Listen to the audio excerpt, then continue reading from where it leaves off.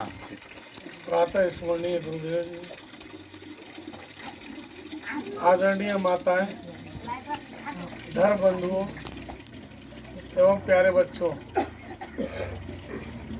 आज यह सौभाग्य का दिन है कि ग्राम उड़वा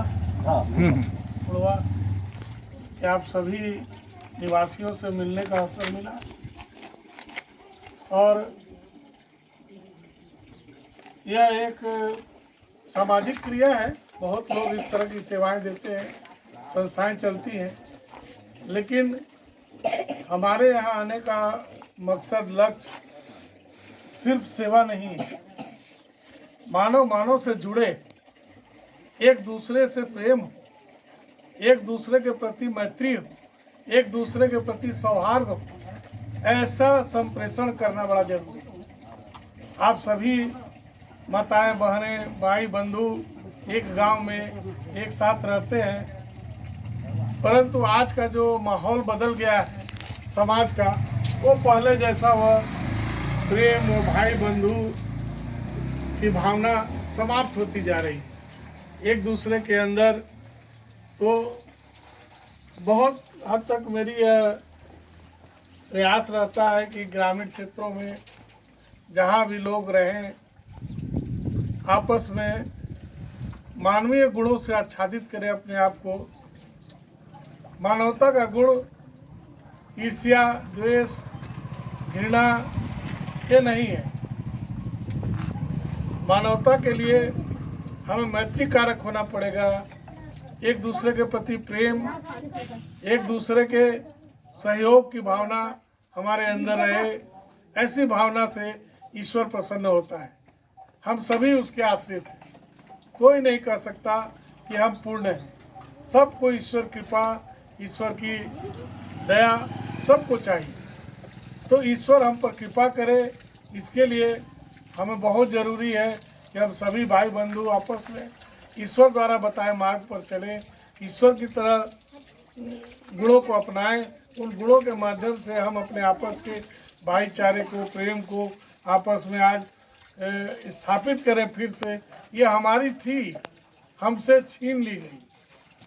कुछ समाज के ठेकेदारों ने, कुछ समाज के स्वार्थी तत्वों ने, कुछ समाज के पद लोलुप लोगों ने हमारे बीच आकर हम में मन मुटाव पैदा किया, हमारे बीच आकर हमें भाईचारा से दूर किया, हमें बांटा, कई तरीके से बांटा, जात पात हर तरीके से बांटा। तो बांट कर हमको आज मानवीय गुणों से अलग कर दिया। हम एक दूसरे के ही शक्ति के स्रोत नहीं बन पा रहे हैं। आज हमारी सबसे बड़ी आवश्यकता है कि हर व्यक्ति, हर मनुष्य, चाहे वो ग्रामीण क्षेत्र में हो या किसी भी क्षेत्र में हो, वह शक्तिशाली होना चाहिए। उसके अंदर शक्ति होनी चाहिए। शक्तिशाली आज समाज हम लोगों को गलत परिभाषा सिखा रहा है कि धन और पैसे से शक्तिशाली मनुष्य बनता है। ऐसा नहीं है। आत्मा से शक्तिशाली जो बनेगा, एक दूसरे के सहयोग से जो शक्ति आपके पास आएगी, आप नहीं समझते, वह स्वार्थी तत्व लोग, वह पद लोलुप लोग आपको अपने से जोड़कर अपने आप को शक्तिशाली बनाते हैं, बांट कर आपको जोड़ते हैं। आप उससे बचिए और आपस में, अपने घर में, गांव में आप भेदभाव, हर भेदभाव को मिटाकर एक दूसरे के साथ प्रेम से रहना सीखिए। एक दूसरे के साथ सहयोग की भावना से जिए, मैत्री कारक बनिए, ताकि हम सभी एक शक्ति बन सकें। जब मिल जाएंगे, देखिए सभी लोग जानते हैं संगठन में शक्ति होती है। हम आज गांव में ही संगठित नहीं है, हम ग्रामीण क्षेत्र में रहते हैं। हमारे यहाँ कोई गांव का एक भी घर ऐसा नहीं जो कि पूर्ण हो। सब एक दूसरे के सहयोग से पूर्ण हो सकते हैं।